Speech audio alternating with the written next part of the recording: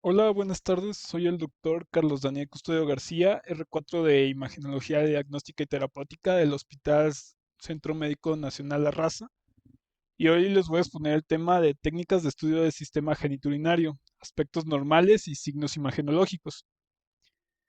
El temario lo vamos a ver en radiología convencional y contrastada, ultrasonido, tomografía, resonancia magnética y un poco de intervencionismo. Para dar inicio es con la radiografía convencional y vamos a ver la placa reina de la patología abdominal, que es la radiografía anteroposterior en decúbito supino. Este es el método de estudio inicial ante la sospecha de cólico renoureteral. También nos va a proporcionar información acerca de la situación de la lesión en caso de tumoraciones y nos ayuda a determinar procesos infecciosos, principalmente aquellos que producen gas, por ejemplo, los abscesos y la cistitis enfisematosa. También nos puede dar una aproximación cuando hay aumento del tamaño renal. La radiografía que tengo aquí es un ejemplo de ello donde podemos observar que en la topografía renal los riñones se encuentran aumentados de densidad, teniendo densidad calcio. Tienen los bordes bien delimitados y definidos y desde este momento podemos dar el diagnóstico, ya que esta radiopacidad en los riñones es característica de la nefrocalcinosis. Otros ejemplos de esto tenemos la radiografía anteroposterior de abdomen.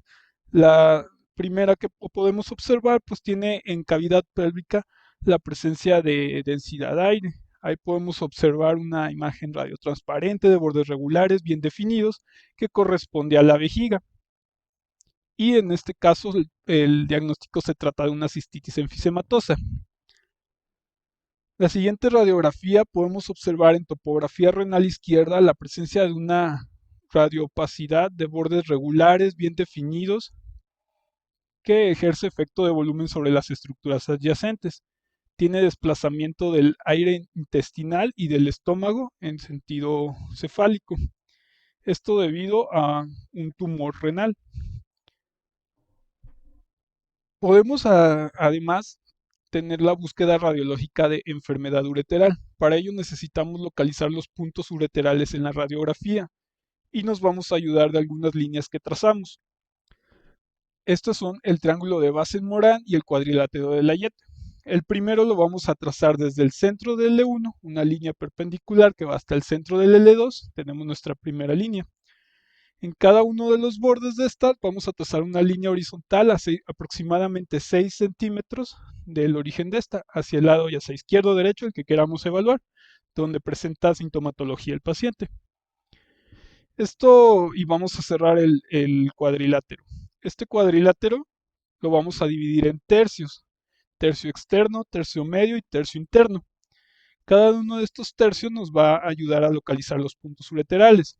El primero de ellos va a estar en el tercio externo a la altura de L3, el segundo en el tercio medio a la altura de L4 y el tercero en el tercio interno a la altura de L5. Para el cuadrilátero de Layet vamos a trazar una línea vertical desde la línea media a la altura de la espina ciática y la parte inferior del cuadrilátero la va a formar el borde inferior del borde externo de la hasta llegar al agujero obturador. Estas dos líneas se unen y el centro de ese cuadrado indica el sitio anatómico de la unión vésico-ureteral. Estos 4 puntos son los principales sitios anatómicos donde se suelen alojar los líquidos ureterales debido a las estrecheces que presentan. Pasando a la urografía excretora, tenemos que existen 3 tipos de ella. Dependiendo del contexto clínico del paciente es el que vamos a utilizar.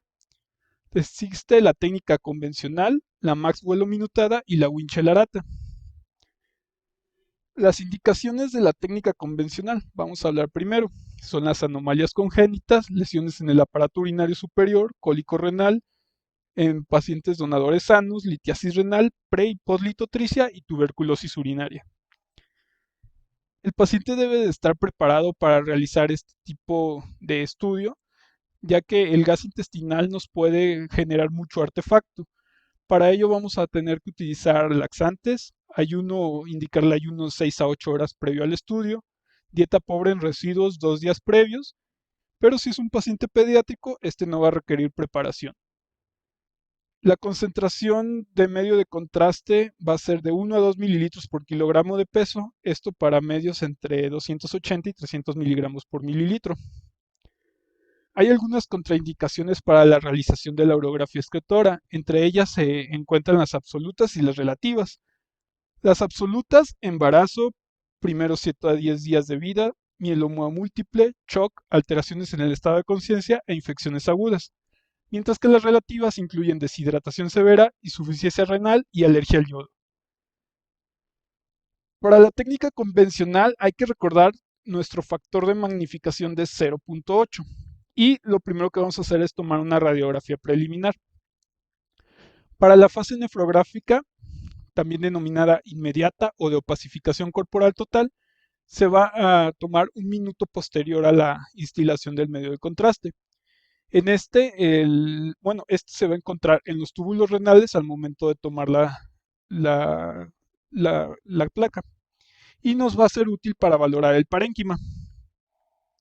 La fase excretora, por su parte, no tiene representación radiográfica y la fase de eliminación o pielográfica se va a encontrar posterior a 3 minutos de la administración del medio y se va a pacificar el sistema pielocaliciano. Esta imagen, esta radiografía magnificación, podemos observar cómo el medio de contraste ya se encuentra en una fase de eliminación, recorriendo tanto los cálices y el uréter. Normalmente vamos a contar con un fluoroscopio para la realización de este tipo de estudios. Sin embargo, cuando no es así, debemos de tomar en cuenta los minutos en que se debe de tomar las proyecciones anteroposteriores y oblicuas si solo se cuenta con un equipo de radios X convencional. En niños va a ser a los 3, 6, 9 minutos y una proyección tardía, mientras que en el adulto a los 5, 10, 15 minutos y una proyección tardía. Sin embargo, pues si contamos con el fluoroscopio, esto no es tan necesario. También, si contamos con el fluoroscopio, podemos realizar la urotomografía lineal, que es esta se realiza en apnea inspiratoria. Podemos captar una fase nefrográfica o pielográfica y lo vamos a tomar aproximadamente 5 a 7 centímetros de profundidad a nivel de los pedículos de L2, con un kilovoltaje entre 60 y 75. Y nos permite quitar algo de artefacto de las proyecciones que estamos viendo. Por ejemplo, en este paciente que no tuvo una buena preparación, apenas si podemos ver la fase excretora de la urografía excretora. Pero al momento de aplicar la urotomografía lineal, podemos observar que se quita ampliamente el artefacto del gas intestinal y podemos valorar más adecuadamente cada una de las fases, ya sea la nefrográfica o la pielográfica. Aquí solo les tengo un estudio de urografía excretora normal para ver las proyecciones que se deben de tomar desde la preliminar, donde se evalúa que el paciente esté bien preparado, además de los tejidos blandos y las estructuras óseas. Una fase de nefrográfica, donde podemos ver adecuadamente cómo se va o cómo empieza a adquirir un mayor contraste el riñón o los riñones, y unas fases de eliminación en diferentes proyecciones, tanto anteroposterior como oblicuas y laterales. Y este fue un estudio normal. Pasando a la técnica de Maxwell o minutada, la vamos a realizar cuando está el paciente con hipertensión de origen renovascular.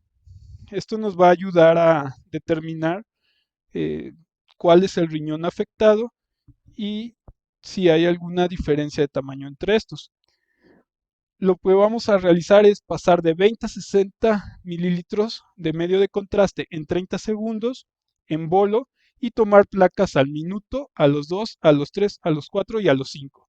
Posteriormente vamos a terminar el estudio como una urografía convencional. Los datos que vamos a buscar es una diferencia mayor de 1.5 centímetros en la longitud entre ambos riñones, la eliminación tardía del medio de contraste en el riñón lesionado o la aparición tardía del medio de contraste en este. Por su parte, la técnica de Winchell-Arata o de infusión continua nos va a servir para valorar la función renal en pacientes con insuficiencia renal y valores altos de creatinina. No requiere preparación. El contraste que se utiliza es en menor concentración pero en mayor volumen y generalmente es contraste hidrosoluble yodado al 30%. Pasando la solución a goteo rápido. Se va a tomar una radiografía preliminar y luego al cuarto, a la mitad, a los 3/4 y al final del frasco. Y por último vamos a valorar la fase de eliminación. El siguiente método de estudio que vamos a ver es el cistograma miccional. Este está indicado en infecciones de vías urinarias recurrentes, evaluación de la uretra, reflujo vesicoureteral, valvas uretrales, ureterocele y alteraciones de la micción. Para la técnica vamos a tomar una radiografía preliminar y en los niños y adultos vamos a colocar una sonda urinaria.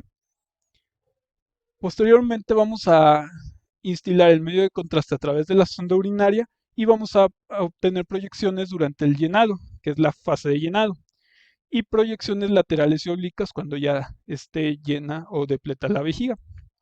Posteriormente una fase miccional, cuando el paciente está orinando, y una postmiccional para ver si hay orina residual. Aquí tenemos el ejemplo de un cistograma miccional. En este podemos observar que el uréter derecho hay ascenso del medio de contraste con dilatación de este uréter y llega hasta la pelvis renal, pero sin embargo no altera la forma del fornix. Esto quiere decir que el paciente posee un reflujo vesicoureteral grado 2, grado 3. Acá tengo las proyecciones que se toman en el cistograma miccional, antero-posterior, lateral derecha, lateral izquierda, oblicua, miccional y una fase postmiccional. Por su parte, la pilografía ascendente. ¿Qué es este método de estudio? La pilografía puede realizarse de dos maneras, ascendente o descendente. Primero vamos a ver la ascendente. Esta se realiza en una sala de urodinamia y lo va a realizar el médico urólogo. Nos sirve para o está indicado en casos de que la anatomía piel ureteral no es demostrada satisfactoriamente por otros métodos de estudio. Se demuestra la presencia y áreas de estenosis o defectos de llenado y se realiza previo a procedimientos intervencionistas. La técnica, el urólogo mediante cistoscopía localiza un orificio vesicoureteral. Esta sonda oblitera el orificio ureteral y permite pacificar de manera retrógrada la totalidad del uréter, es decir, el medio de contraste va a ir desde abajo hacia arriba. Todo esto bajo control fluoroscópico. El contraste es al 50% para evitar ocultar defectos de represión. Y aquí podemos ver un esquema de cómo realizan este tipo de procedimiento. Podemos ver en la radiografía de fluoroscopía la presencia de unas ondas donde tapa el orificio uretero-vesical y pasa el medio o instila el medio de contraste de manera ascendente. Por su parte, la pilografía anterógrada, que es lo contrario, vamos a determinar el sitio de obstrucción ureteral o piel ureteral desde arriba, nos va a servir también como una toma de muestra para el laboratorio. Se utiliza mucho en casos de infección renal para ver si esta orina tiene células inflamatorias o bacterias. También nos sirve para evaluar posibles fístulas para el uréter postquirúrgico, biopsias, endoprótesis, extracción de cálculos y estudios urodinámicos. La técnica se va a obtener la pacificación mediante punción percutánea del riñón. Esto bajo control fluoroscópico y de ultrasonido. Ya veremos en el área o en la sección de métodos de diagnóstico invasivos cómo se realiza. Y hay que tener precaución de evitar extraluminización del medio de contraste que pueda dañar el riñón. El siguiente método de estudio contrastado es la uretrografía. Este es predominantemente un estudio anatómico. Está indicado en lesiones traumáticas o quirúrgicas, en casos de estenosis, fístula o trastornos funcionales de la micción, obviamente hablando de la uretra. y contraindicado en manipulación reciente de uretra, uretritis activa o hipersensibilidad al medio de contraste. Para la técnica se realiza una radiografía preliminar, posterior a asepsia y antisepsia de la región y colocación de una sonda Foley o de alimentación en la porción proximal de la uretra. El paciente se va a colocar en posición oblicua a 45 grados y el pene se debe colocar sobre el muslo proximal con tracción moderada y se va a proceder a instilar el material de contraste bajo control fluoroscópico. Por ejemplo, tenemos esta uretrografía retrógrada donde el segmento peniano y vulvar se ven adecuadamente opacificados. Se ve cómo el contraste va desde el exterior, pero sin embargo en la porción prostática de la uretra ya no hay paso del medio de contraste. Esto en relación a una estenosis. Y es otro de los estudios que podemos realizar para la evaluación del aparato genitourinario. Ya pasando al ultrasonido, este es un método anatómico y funcional que nos va a ayudar para anatómico en caso de ver cómo se encuentra la ecogenicidad de su parénquima, el tamaño y las relaciones, así como posición, forma, y funcional al momento de evaluar la vascularidad. Tiene varias ventajas, como la ausencia de la radiación, obtención de imágenes en múltiples planos, determinación y cuantificación de la existencia de flujos y la visión en tiempo real. Y las desventajas es que el estudio va a depender notablemente de la experiencia del explorador y el exceso de grasa abdominal o corporal artefacta y limita la capacidad de penetración del ultrasonido. Hay muchas indicaciones para la realización de un ultrasonido renal, entre ellas evaluaciones morfológicas, datos dudosos en otros estudios, hidronefrosis, pielonefritis, trauma, pero no solo se limita a eso, sino también que sirve como protocolo en la donación y en el trasplante para la evaluación vascular y como método de intervención, donde podemos hacer desde punciones, biopsias o colocación de catéter. Además, el ultrasonido del sistema urinario podemos evaluar lesiones adrenales, del retroperitoneo, vesicales, próstata y contamos con el ultrasonido transrectal, que nos sirve principalmente para la guía para la biopsia de la próstata. ¿Qué técnica utilizamos? Pues transductores en el adulto de 3.5 MHz y en el pediátrico de 5 a 14 MHz. El paciente lo podemos colocar en varias maneras, desde una posición supina que es la habitual, o una oblicua o de cúbito lateral en caso de que no podamos observar los riñones, o en una posición prona en caso de que haya mucho panículo adiposo o tengamos algún otro tipo de impedimento. ¿Qué técnica utilizamos? Pues es importante definir una técnica para no saltarnos ningún paso y poder evaluar todo lo necesario. Si bien hay varias en la literatura, vamos a poner la que utilizamos nosotros.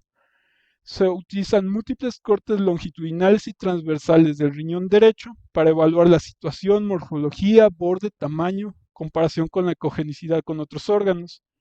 Y le vamos a aplicar el modo Doppler. Una vez realizado, vamos a hacer una comparativa entre ambos riñones para determinar variaciones de tamaño, forma o ecogenicidad y posteriormente vamos a hacer lo mismo con el riñón izquierdo, para finalizar con la valoración de los uréteres y la vejiga. Aquí tenemos el ejemplo de un ultrasonido renal, bueno, de una imagen comparativa entre riñón derecho e izquierdo, donde podemos observar que su morfología, tamaño, bordes se encuentran dentro de lo habitual, así como la ecogenicidad de su parénquima, con la diferenciación adecuada entre el seno renal y el parénquima renal. También hay que tomar en cuenta que hay diferencias anatómicas entre el riñón del recién nacido y del adulto, para no confundirlas con patología. Aquí les puse varios cortes de ultrasonido, tanto pediátrico del lado derecho como del adulto del lado izquierdo. Acá podemos observar que las pirámides renales se observan hiperecogénicas hasta los 10 días de vida, la corteza hiperecogénica hasta los 6 meses, lobulaciones fetales se observan hasta los 4 a 6 meses y la relación corteza-médula es de 2:1 hasta los 2 años. El seno renal, por su parte, posee menos grasa el pediátrico, por lo que tiene menor ecogenicidad que en los adultos. Y las mediciones renales se calculan de acuerdo a la edad del paciente. Tenemos este tipo de, aquí tenemos las fórmulas: adultos 11 por 2.5 por 5 centímetros, y en niños menores de 1 año se va a calcular la edad por 0.155 más 4.98, y en mayores de 1 año los años por 0.22 más 6.79. El ultrasonido Doppler tiene varias indicaciones. Aquí antes de continuar, la referencia bibliográfica podemos ver un link hacia la exposición del doctor Eric Kimura, que nos dice cómo evaluar adecuadamente el ultrasonido Doppler. Yo nada más voy a mencionar las indicaciones y los pasos a seguir, pero él ya entra más en detalle en cada una de las enfermedades que se pueden detectar a través de este. Está indicado en casos de estenosis de la arteria renal, aterosclerosis, displasias fibromusculares, variantes anatómicas, aneurismas, malformaciones arteriovenosas, nefropatía isquémica, nefroangiosclerosis, vasculitis y trombosis de la vena renal. Y los pasos a seguir es la realización del estudio en escala de grises, como lo conocemos. Posteriormente pasar a la toma de la aorta en coronal, su flujo, índices y espectros. Vamos a evaluar el origen y el número de las arterias renales, el flujo, índices y espectros de la arteria renal. En transverso, la evaluación de la vena renal, y posteriormente pasamos a los vasos intrarrenales, determinando sus flujos, espectros e índices. Y al final, ya que una vez concluido el estudio, al momento de interpretar, vamos a sacar índices arteria renal aorta e índices diastólicos y sistólicos. Aquí podemos observar un espectro arterial bifásico de baja resistencia característico del riñón, así como las ramas intrarrenales de la arteria renal. Pasando a la tomografía computada, este método de estudio tiene muchas ventajas: alta definición de compartimentos anatómicos, permite la evaluación completa del tracto urinario, además si se están afectando otros sistemas o si el origen de la lesión no se encuentra en el sistema urinario. Aunque también tiene varias desventajas, como el incremento del costo del estudio, aumento de la dosis de radiación. Está indicado en muchas situaciones, entre ellas tumoraciones, hidronefosis, riñones no funcionantes, complicaciones postquirúrgicas, lesiones del espacio perirrenal, estadiaje de tumores, trauma renal, anomalías congénitas, litiasis, y contraindicado en pacientes principalmente las fases contrastadas, aquellos que tienen hipersensibilidad al medio de contraste, deshidratación severa, creatinina elevada, mieloma múltiple. Hay varias técnicas, se puede seguir cualquier técnica de tomografía de abdomen, tomando una fase simple, una fase contrastada, ya sea con contraste oral neutro, y principalmente debemos de tener en cuenta acá el tiempo para tener una fase arterial o bien una fase corticomedular. Ahorita vamos a ver las diferencias entre cada una de ellas. La fase de eliminación es importante señalar que se da a partir de los 3 minutos, donde se opacifican los cálices y la pelvis. Pero es importante esperar un poco más de tiempo para evitar que siga en una fase de equilibrio. Veamos esto cómo se realiza. Bueno, aquí les dejo los parámetros de adquisición y de reconstrucción del tomógrafo.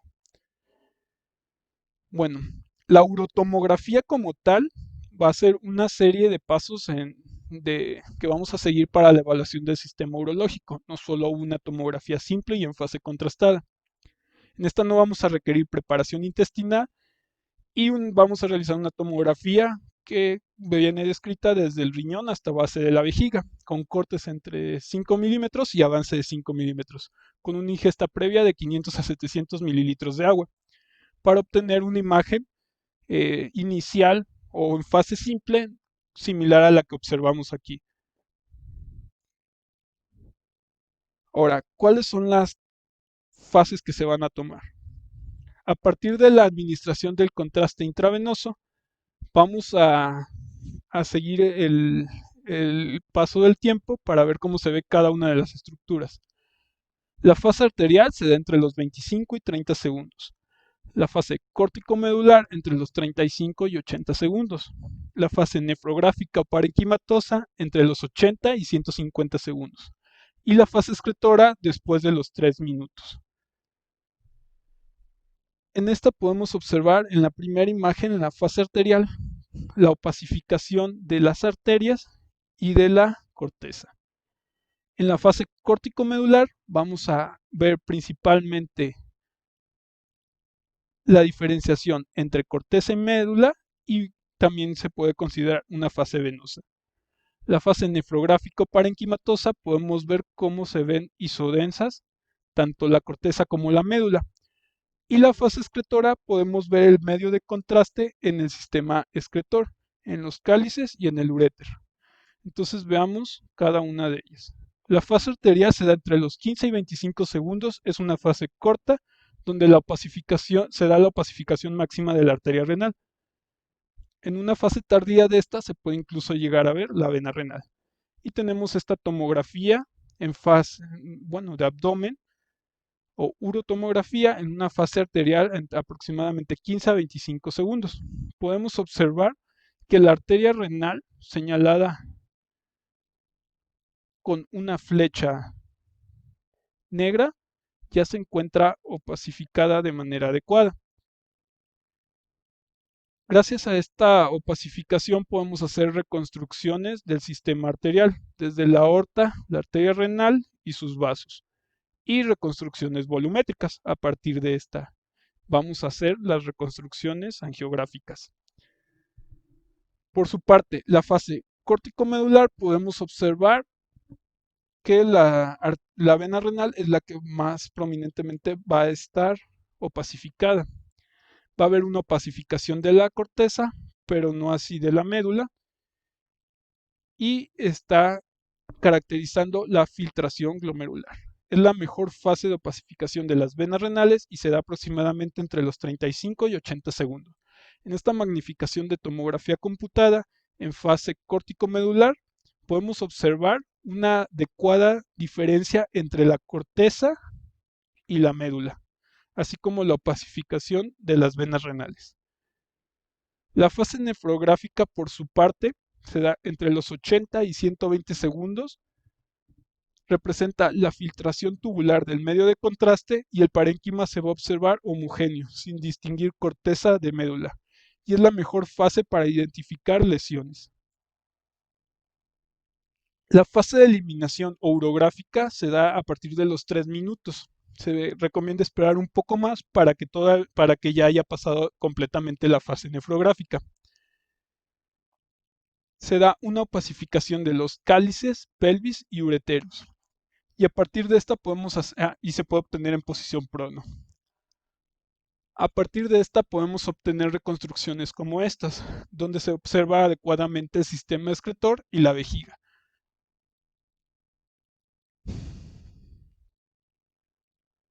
Ahora vamos a ver la técnica de triple bolus. Esta se utiliza para disminuir la carga de radiación, porque como vimos son 4 fases de urotomografía que se toman para la evaluación de algunas enfermedades, pero no en todas es requerido tantas fases. ¿Qué vamos a realizar aquí? Primero quiero que observen el cuadrito de arriba que dice realizar cálculo de contraste y dividirlo en tercios, con una constante de 450 con la fórmula que ya conocemos. Kilogramos de peso por la constante entre la concentración del medio de contraste. Posteriormente, y lo vamos a dividir entre 3 lo que salga. Vamos a dar 3 bolos de contraste, un tercio de la cantidad total en el primero, otro tercio en el segundo y otro tercio en el tercero. Quiero que vean hasta abajo donde dice delay tercer bolus, 20 segundos. Ese es el tiempo que transcurre entre que está pasando el contraste y además dejamos pasar 10 segundos para la realización del escáner. El escáner, si se fijan, solo es uno y está hasta el final de la línea de tiempo. Ahora pasamos a la segunda parte. Desde que se da el segundo bolus, pasan 100 segundos hasta que se inicia el escáner. Esto nos va a dar una fase de córtico medular en la que podemos diferenciar la corteza de la médula más la fase arterial. Y gracias al tercer bolus, que es el verde que vemos arriba, que es aproximadamente 715 segundos antes del iniciar el escáner. Gracias a este bolus vamos a poder tener una fase de eliminación. Entonces se van a conjuntar las tres fases de eliminación corticomedular y arterial en un mismo escáner. Esto nos va a tener como resultado una tomografía como la que estamos observando acá. Esta tomografía computada transversal, bueno, en plano transversal de magnificación ahí de abdomen, podemos observar señalado con la flecha blanca, que tiene un bordecito negro, o sea, la flecha blanca más grande, la arteria renal.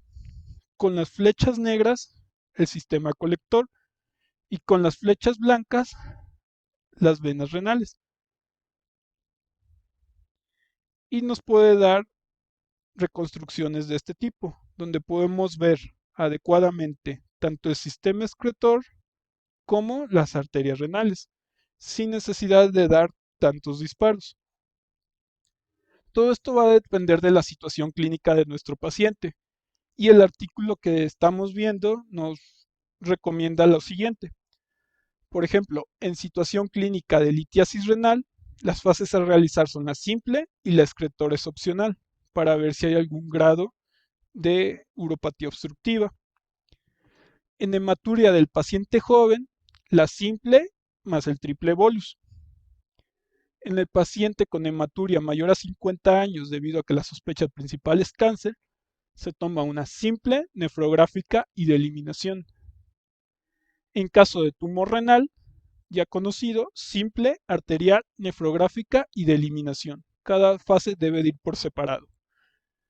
En tumores de la vía urinaria, simple, nefrográfica y de eliminación.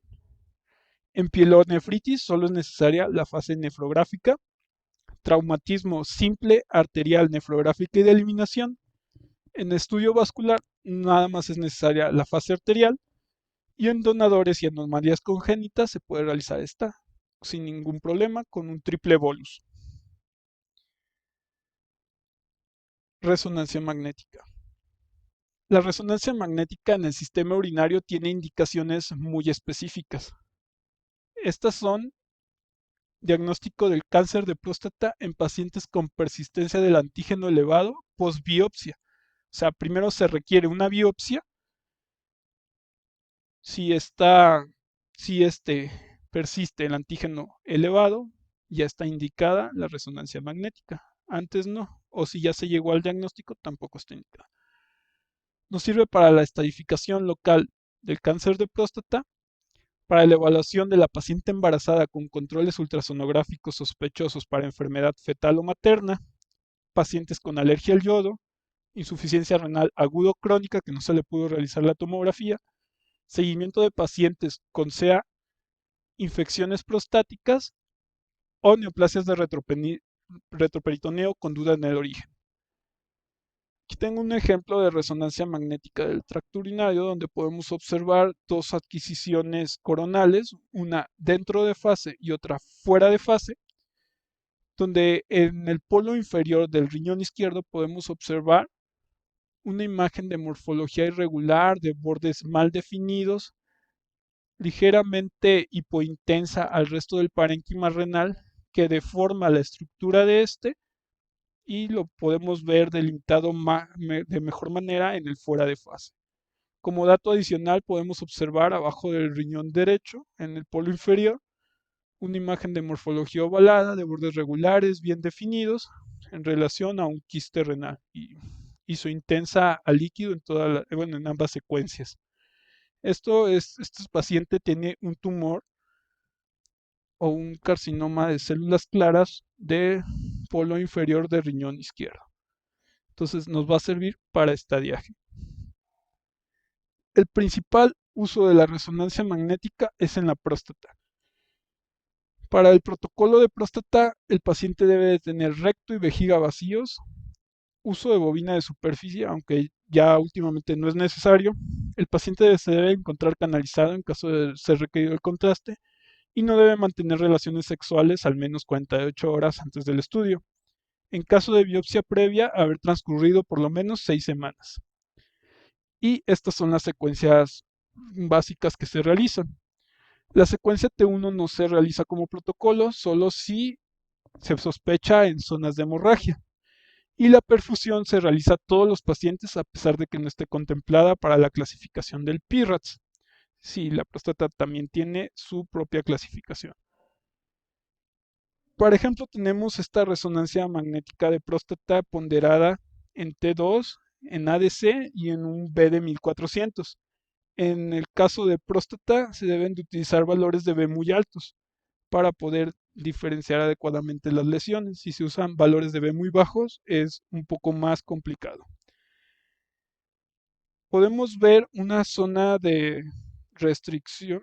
Bueno, en la zona periférica de la próstata del lado izquierdo podemos observar una zona con disminución de la intensidad de señal respecto al resto de la zona de la próstata, de morfología ovalada, de bordes regulares parcialmente definidos que parece que no invade tejidos blandos. En las secuencias de difusión podemos observar que presenta restricción a la difusión. Esto en relación a un nódulo en la próstata que post-biopsia se determinó que era un CA. Fuera de la próstata, la resonancia de cuerpo completo es otra utilidad de la resonancia magnética. Es un test que nos va a ayudar principalmente en enfermedad metastásica, ya sea de próstata o de algún otro origen renal o urotelial. Este test es ideal para determinar en una sola sesión el comportamiento de la médula ósea, ganglios linfáticos y órganos viscerales. Permite monitorizar la respuesta al tratamiento mediante los valores semicuantitativos de la difusión o coeficiente de difusión aparente. Tiene una sensibilidad del 94%, especificidad del 92% y una exactitud diagnóstica del 75%. Recordemos que es un estudio rápido que se hace en 30 a 45 minutos y nos sirve para observar la presencia de enfermedad metastásica. Identifica metástasis en el 30% de las gamografías óseas negativas. Y no es necesario el contraste. Aquí tenemos dos secuencias de resonancia magnética de cuerpo completo coronales. La primera pondera en STIR con difusión, bueno, se juntan ambas secuencias, y la segunda es una PET resonancia magnética para la detección de la actividad tumoral, que en este caso se observa como lesiones hipercaptantes. Se observan en fémur derecho, huesos ilíacos, clavícula izquierda y varias adenopatías paraórticas abdominales. Están señaladas ahí con la flecha verde. Y pues es la principal utilidad de la resonancia magnética en tumores de origen del sistema urinario. El siguiente tema que vamos a ver corresponde al intervencionismo. Primero, antes que nada, pues la ortografía y la arteriografía selectiva, es decir, vamos a pasar contraste a través del sistema arterial para determinar cómo está la irrigación del riñón. Puede ser diagnóstica o terapéutica, diagnóstica para determinar hipertensión renovascular, determinación de renina en la vena renal principal o en los vasos segmentarios, estudio de riñón donante, caracterización de una vasculopatía o casos de displasia fibromuscular de la arteria renal. Terapéutica en el caso de embolización tumoral, fístulas, malformaciones arteriovenosas, podemos hacer angioplastias con globo o colocación de stent. Ahorita vamos a ver algunos.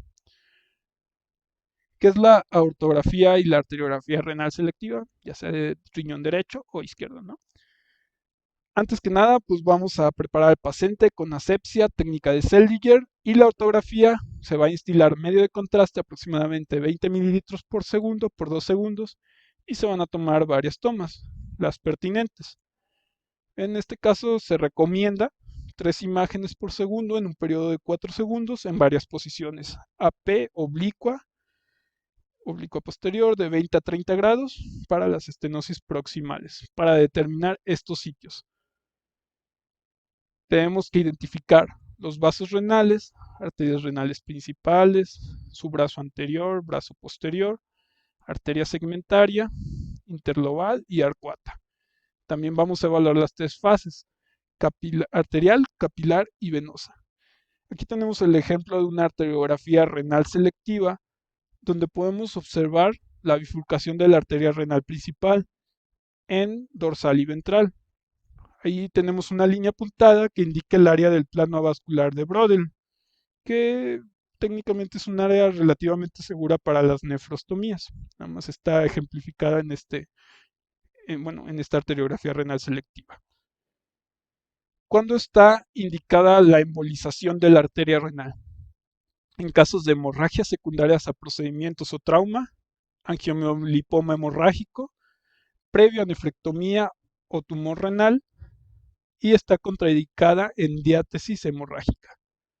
Aquí tenemos el ejemplo de una arteriografía renal selectiva del riñón derecho. Les voy a poner el contexto. El paciente acababa de extirparse un lito en el polo inferior y se le hizo y empezó con sangrado, no, el sangrado urinario no paró. Entonces se le realizó la arteriografía renal selectiva y pudimos observar en está en una fase capilar, y podemos observar con la primera flecha el sitio donde antes se encontraba el hito.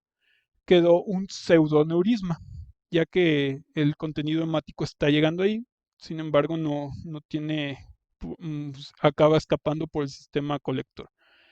Y la segunda flecha indica una vena, es decir, a pesar de que estamos todavía en una fase capilar, el contraste ya está llegando a la vena, por lo que tiene una fístula arteriovenosa, secundario al traumatismo que se originó por quitar el hito. Y podemos llegar a este tipo de diagnósticos gracias a la arteriografía renal.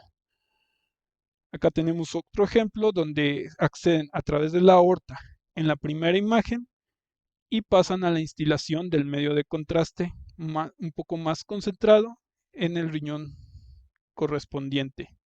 Y podemos observar la fase arterial. Conforme va pasando el tiempo, se van arborizando o se va observando el resto de las arterias y podemos determinar en el polo inferior la presencia de una morfología redondeada que van adquiriendo ahí las arterias de ese lado, como si estuvieran irrigando una tumoración. Y este paciente se le coloca un coil. Aquí podemos observar cómo van ingresándolo. Pasan medio de contraste, ya solo se objetiva las ramas superiores. Pasan un segundo momento para quitar completamente el flujo sanguíneo hacia esa zona. Y así es como queda. Esta es una técnica de intervencionismo vascular terapéutico con la colocación de stents o coils. Vamos a pasar al intervencionismo no vascular. Para iniciar vamos a ver la nefrostomía percutánea. Si ya habíamos dado una pequeña introducción, vamos a seguir viéndola. Es una intervención que consiste en la colocación de un catéter de diámetro fino en el riñón a través de un pequeño orificio en la piel de la zona lumbar. Está indicada en casos de hidronefrosis obstructiva, colocación anterograda de endoprótesis, nefrolitotomía percutánea, derivación de fístulas ureterales, intervención ureteral, tratamiento de infecciones de vías urinarias complejas y contraindicado cuando el paciente tiene menos de 75,000 plaquetas, poco cooperadores o que tienen alergia al medio del contraste. Aquí les dejo el material que vamos a utilizar. Y hay que tener consentimiento informado, administración de antibióticos previos. Vamos a utilizar la guía por ultrasonido y fluoroscopía, por lo que la sala debe de estar equipada con ambos métodos. Vamos a colocar el paciente en pronación y utilizar la técnica de Seldinger hasta que tomemos una muestra de orina para localizar el sistema colector. Se aplica contraste para pacificar el sistema colector. Y si no funciona el acceso inicial, se utiliza fluoroscopía para guiar una aguja enfundada hacia el cáliz apropiado. Total, de que quede como observamos en el esquema, el catéter cola de cochino en el sistema calicial. Aquí observamos, ya bajo el control fluoroscópico, cómo se cateterizó adecuadamente el sistema calicial y pasan el medio de contraste para determinar. Nos va a servir como drenaje en una forma terapéutica o para toma de muestra. Obtenido el acceso, se inserta una guía de punta suave hacia el cáliz y es luego reemplazado por una guía rígida. Finalmente se dilata el tejido blando hasta 8 French y se introduce el catéter de nefrostomía en cola de cochino hacia la pelvis renal.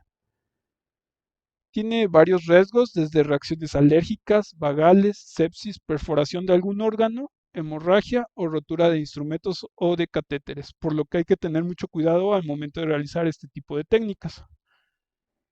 Otra técnica no vascular de intervencionismo es la biopsia renal. Esta nos va a proporcionar información directa de los cambios morfológicos del parénquima renal producido por las distintas entidades nefrológicas. El objetivo es conseguir un cilindro o varios cilindros de muestra con glomérulos de la corteza renal. Está indicado en el caso de glomerulopatías, hematuria recurrente, proteinura persistente, insuficiencia renal aguda persistente, riñón trasplantado o tumores. Y contraindicado en la hipertensión arterial, pielonefritis, riñones únicos, anormalidades vasculares, trombocitopenia grave o tumores grandes, quistes o abscesos. El paciente debe de estar preparado con 8 horas de ayuno previo, canalizado con solución fisiológica al 0.9%, estudios de laboratorio TP, TPT y vamos a requerir la asistencia de algún anestesiólogo. Por su parte, el material que vamos a utilizar es la aguja de biopsia, jeringa para infiltrar, material para asepsia y antisepsia, lidocaína al 2%, aguja de bisturí número 11 y el portaobjetos. Para la preparación se debe de sedar al paciente, colocarlo en decúbito ventral. Con el ultrasonido vamos a identificar adecuadamente las estructuras y el marcaje de la zona y vamos a localizar la distancia de piel a la corteza renal. Se realiza la asepsia y antisepsia y se coloca posteriormente anestesia local.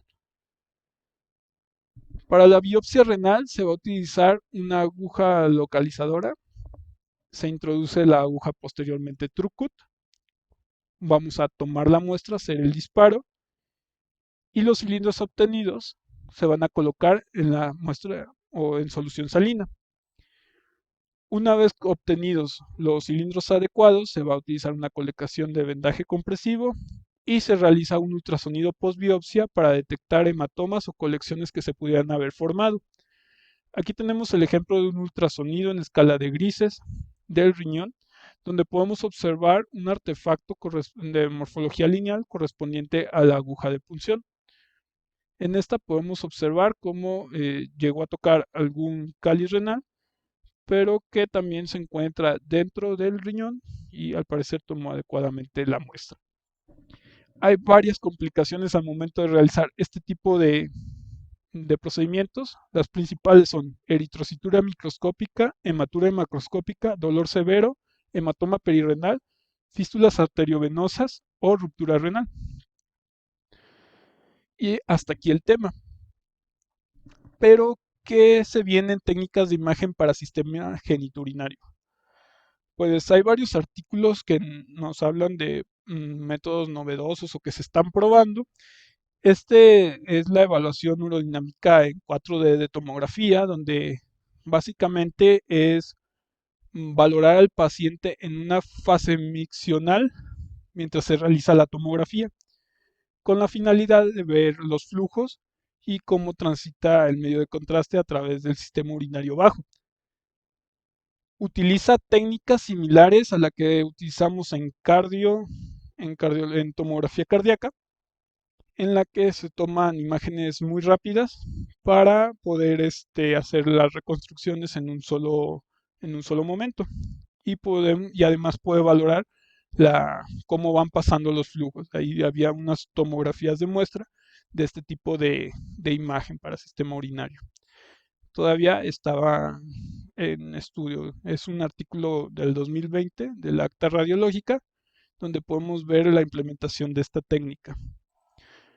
Y no necesariamente son técnicas nuevas, novedosas, las que se han estado evaluando, sino, por ejemplo, este es de una tomografía simple, en donde evalúan las unidades Hounsfield para el diagnóstico de infecciones del tracto urinario. Entonces hacen estudios comparando dos muestras de pacientes. Eh, la primera pues se utiliza medio de contraste y en la segunda no. En la que no se utiliza capturan las unidades Config que posee el líquido que se encuentra en la vejiga y dependiendo si el paciente dio positivo o no en los exámenes bacteriológicos, se analiza cuál fue el promedio de unidades Config detectado. Y al parecer sí había algún tipo de diferencia significativa entre ambos grupos de pacientes. Por su parte, la resonancia magnética está las secuencias dependientes del nivel de oxígeno en la sangre. Entonces, de una manera no invasiva, pero directa, miden la cantidad local de la oxigenación renal debido al efecto paramagnético de la deoxihemoglobina para la adquisición de imágenes. Y este principio lo aplican en el contexto de la estenosis de la arteria renal, disfunción del injerto renal y nefropatía diabética para determinar si el riñón está recibiendo poca carga de oxígeno y con esto decir que tiene o está sufriendo de manera crónica. Como conclusiones, es importante tener en cuenta los diferentes métodos de estudio en neurología para determinar cuál es el que mayor beneficio diagnóstico le otorga a nuestro paciente, así como conocer la técnica adecuada para realizarlos. Y bueno, eso es todo. Muchas gracias. Y aquí les dejo la bibliografía.